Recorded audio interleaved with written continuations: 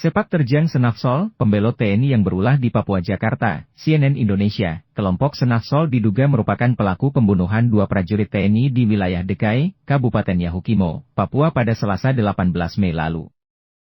Anggota TNI itu diserang saat berjaga di pembangunan Bandara Nol Goliat, Dekai. Berdasar informasi kepolisian, salah satu korban dibacok pada bagian kepala hingga tewas di tempat. Pelaku juga mencuri senjata api jenis SS-2V1 kaliber 5,56 mm yang digunakan korban. Senafsol adalah pecatan anggota TNI pada 2018 lantaran terlibat jual beli amunisi senjata api di Kabupaten Mimika. Dia membelot dan bergabung dengan kelompok kriminal bersenjata, KKB, di Papua.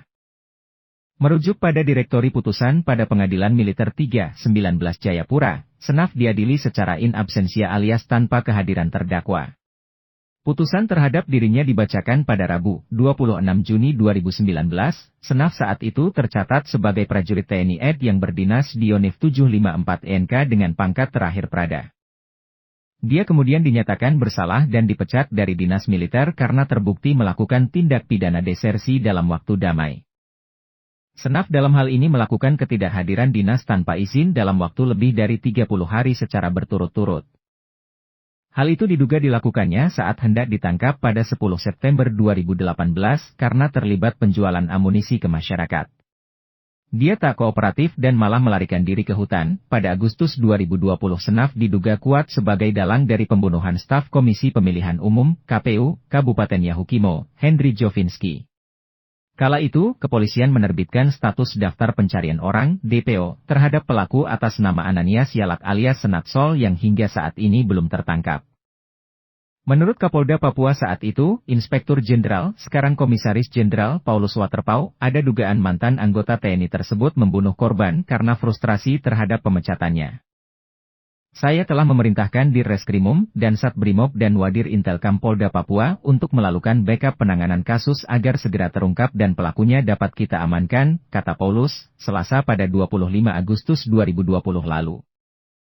Dalam kronologis yang dipaparkan kepolisian, Henry bersama rekannya yang juga pegawai KPU Yahukimo, Kenan Mohi, 38, berjalan bersama. Mereka naik sepeda motor menuju kantor KPU Yahukimo usai mengantar obat ke rumah Kenan. Saat melintas dekat jembatan, keduanya diadang orang tak dikenal. Orang tak dikenal itu sempat meminta KTP Henry dan Kenan. Namun, Henry langsung ditikam dari belakang dengan menggunakan senjata tajam saat akan menyerahkan KTP. Pelaku lalu kabur ke hutan. Berselang 1 bulan, polisi pun berhasil menangkap salah satu terduga pelaku bernama Arif Sonyap alias Korowai saat sedang melakukan bakti sosial di Sekretariat Komite Nasional Papua Barat, KNPB. Tak hanya dalam kasus itu saja, keduanya sempat berkomplot dalam kasus pembakaran ATM BRI di distrik Dekai, Kabupaten Yahukimo pada 30 November 2019 lalu. Disebutkan bahwa Senafsol yang telah berstatus sebagai buron itu mengajak terdakwa Aril Sonyap alias Korowai untuk membakar ban. Polda Papua kini masih mengusut dugaan keterlibatan kelompok Senafsol dalam kasus yang. Kapolda Papua Irjen Pol Matius De Fahiri menyatakan pengejaran diintensifkan, mengingat selain menewaskan 2 prajurit TNI, kelompok Senafsol juga membawa kabur 2 pucuk senjata api organik beserta amunisinya.